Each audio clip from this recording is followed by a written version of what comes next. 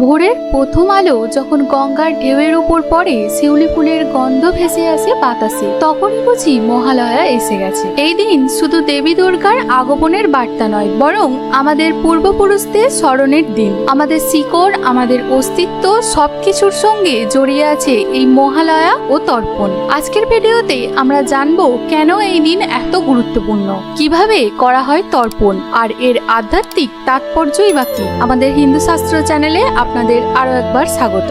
হিন্দু শাস্ত্রে ভাদ্র পূর্ণিমা থেকে অমাবস্যা পর্যন্ত 15 দিনকে বলা হয় পিতৃপক্ষ। এই সময় আমরা আমাদের পূর্বপুরুষদের উদ্দেশ্যে শ্রদ্ধা, পিণ্ডদান ও তর্পণ করে থাকি। বিশ্বাস করা হয় এই সময়ে পিতৃলোকের আত্মারা পৃথিবীতে অবতরণ করে আশীর্বাদ দিতে আসেন। হিন্দু শাস্ত্রে বলা হয়েছে পূর্বপুরুষদের প্রতি কৃতজ্ঞতা প্রকাশ করা প্রতিটি সন্তানের এক মহান কর্তব্য। প্রতি বছর ভাদ্র মাসের পূর্ণিমার পর থেকে অমাবস্যা পর্যন্ত চলে এই পিতৃপক্ষ। এই সময়টিতেই ভক্তরা তাদের পূর্বপুরুষদের উদ্দেশ্যে পিণ্ডদান, তর্পণ ও শ্রাদ্ধ সম্পাদন করে থাকেন। পিতৃপক্ষের শেষ দিনই হলো মহালয়ার অমাবস্যা। এই দিনে সকল পিতৃ আত্মার তর্পণ করা যায়। যাদের তিথি জানা নেই বা যারা উপেক্ষিত হয়েছেন তারা মহালয়ার তর্পণে তৃপ্ত হন। তাই একে বলা হয় সর্ব পিতৃ অমাবস্যা। পিতৃপক্ষের সমাপ্তি ঘটে অমাবস্যার দিনে, যাকে বলা হয় মহালয়া। এই দিনেই দেবী দুর্গার আগমনের সূচনা হয়। একদিকে যেমন এটি পিতৃতৃপ্তির দিন, অন্যদিকে তেমনি এটি দেবী মাহাত্ম্যের সূচনা। তাই হিন্দু পরিবারে মহালয়া একটি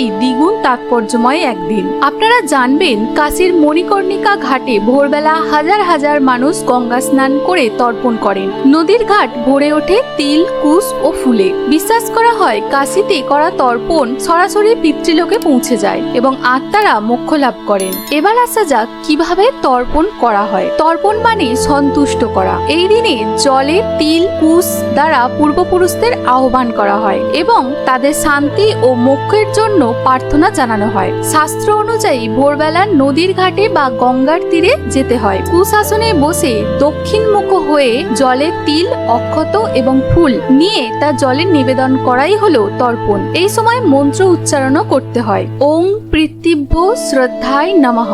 এই তর্পণের মাধ্যমে পূর্বপুরুষ শান্তি ও সন্তুষ্টি লাভ করেন। গরুড় পুরাণে উল্লেখ আছে পিতৃদেবতা সন্তুষ্ট হলে দেবতারাও সন্তুষ্ট হন, আর দেবতারা সন্তুষ্ট হলে পরমাত্মাও সন্তুষ্ট হন। তাই এই দিন পূর্বপুরুষের জন্য তর্পণ করলে কেবল তাদের শান্তিই হয় না, পরিবারেরও কল্যাণ সাধিত হয়। গয়া তীর্থে পিণ্ডদান ও তর্পণকে অত্যন্ত পবিত্র বলে মানা হয়। গরুড় পুরাণে উল্লেখ আছে গয়া শ্রাদ্ধ করলে 7 পুরুষ পর্যন্ত মুক্তি লাভ করেন। এই গয়া ধামে আজও অসংখ্য ভক্ত মহালয়ার দিনে তর্পণ করতে ছুটে আসেন। পুরাণ আমাদের শেখায় মহালয়া আসলে শুধু একটি জীবনের ফল নয়, বরং পূর্বপুরুষদের আশীর্বাদ ও ত্যাগের ফল। তাদের স্মরণে তর্পণ মানে কেবল আচার নয়, এক গভীর কৃতজ্ঞতার প্রকাশ। ত্রিপুরার উনকোটি বা হিমালয়ের গঙ্গোত্রীতেও মহালয়ার দিনে তর্পণের বিশেষ মাহাত্ম্য আছে। পাহাড়ি ঝর্ণা বা গঙ্গার উৎসস্থলে তর্পণ করলে বিশ্বাস করা হয় পূর্বপুরুষরা দ্রুত তৃপ্ত হন এবং পরিবার সমৃদ্ধ পায়।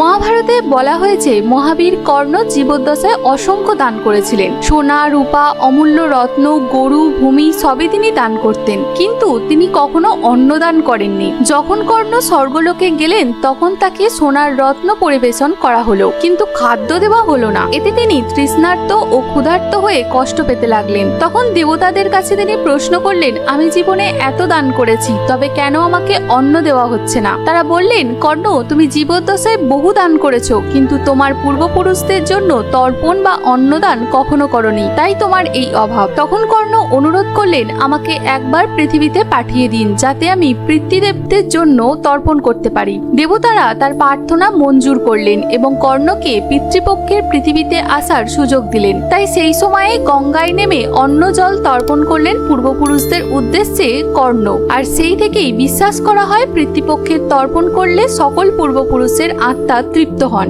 এই তর্পণের নানান প্রক্রিয়া রয়েছে। সংক্ষেপে বলা গেলে প্রথমে ভোরে স্নান করে পরিষ্কার সাদা বা হালকা পোশাক পরিধান করতে হয়। কুশ দিয়ে আঙুলে আংটি তৈরি করতে হয়। গঙ্গা বা কোনো পবিত্র নদীর তীরে বসে দক্ষিণমুখ হয়ে পূর্বপুরুষের নাম স্মরণ করে তিল, জল, কুশ ও ফুল নিবেদন করতে হয়। মন্ত্রপাঠের মাধ্যমে পূর্বপুরুষদের আহ্বান করুন এবং তাদের শান্তি কামনা করুন। শেষে ভগবান বিষ্ণু ও দেবী গঙ্গার নামে স্মরণ করে প্রার্থনা সম্পূর্ণ করুন। এভাবেই সম্পূর্ণ হয় তর্পণ। তর্পণ। মহালয়া আমাদের মনে করিয়ে দেয় আমাদের শিকড় কোথায়, আমাদের ভিত্তি কারা। পূর্বপুরুষদের প্রতি কৃতজ্ঞতা, দেবীর প্রতি ভক্তি, এই দুই মিলে মহালয়া এক পবিত্র সেতু। তাই এই দিনে তর্পণ করলে যেমন পিতৃলোক সন্তুষ্ট হয়, তেমনি আমাদের জীবনে আসে শান্তি, শক্তি আর শুভ ফল। আপনার যদি এই ভিডিওটি ভালো লেগে থাকে তবে কমেন্টে জানান কেমন লাগলো, আর আমাদের চ্যানেলটি সাবস্ক্রাইব করে পাশে থাকুন।